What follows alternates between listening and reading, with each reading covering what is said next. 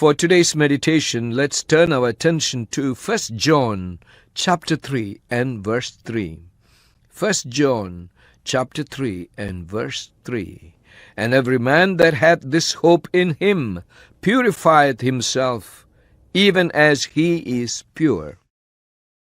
Every genuine Christian possesses a certain hope in Christ concerning his future restoration to the image of Christ. The Apostle John mentioned it in an earlier verse. But we know that when he shall appear, we shall be like him, for we shall see him as he is. Verse 2. This hope of being made like unto Christ at his coming has a great influence on every Christian's thinking and practice. What impact does the certainty of the Christian's future transformation to the image of Christ have on him? The Apostle John says that everyone who has this hope in Christ purifies himself, being encouraged by the promise of his complete restoration at the coming of Christ. Every Christian daily seeks his purification. The possession of this hope promotes personal holiness in every Christian. Being enthused by the hope of meeting Christ and of being like him, the cultivation of personal purity is not an unpleasant obligation, but a delightful pursuit of life. The hope of being like the Savior stirs the Christian's heart to hate every besetting sin. He not only confesses his sins and seeks the forgiveness of God, but also fights off the temptations of sin. Overcoming his evil propensities and maintaining purity are his chief pursuits of life. He then makes every effort to become pure.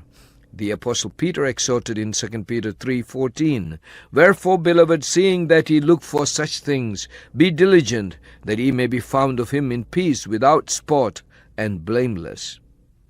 Purity of thought and imagination are very crucial to every Christian who lives in the hope of Christ. Purity of word and purity of conduct are also pursued with utmost diligence. With prayer, Christians exercise themselves unto godliness.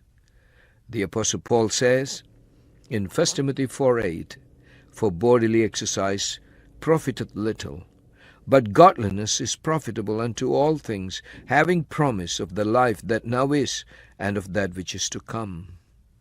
The standard of purity for all Christians is Jesus Christ, so they strive to be pure, even as he is pure. John earlier exhorted every Christian that he ought himself also so to walk, even as he walked. 1 John 2:6. Christ is pure, so all his followers strive for purity as they await his sudden appearance in the clouds. Hence Hebrews 12:14 exhorts us, Follow holiness, without which no man shall see the Lord. Come, let us look to God in prayer. Gracious and most loving Father, thank you for the exhortation that you have given to us.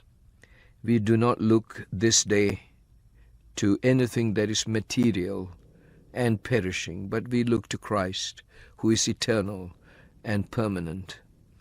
Our hope is in him. We don't live for this world. We live for Christ and his kingdom, which is everlasting to everlasting.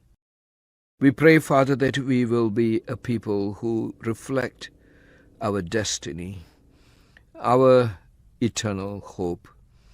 And so, as our Lord is pure, may we be pure today. May our thoughts be pure. If it is worldly, surely it will be impure. So let it be more like Christ and for his glory, so that all things we desire, we speak, and we do will be pure, and it will be most pleasing to thee. In Jesus' name we pray. Amen.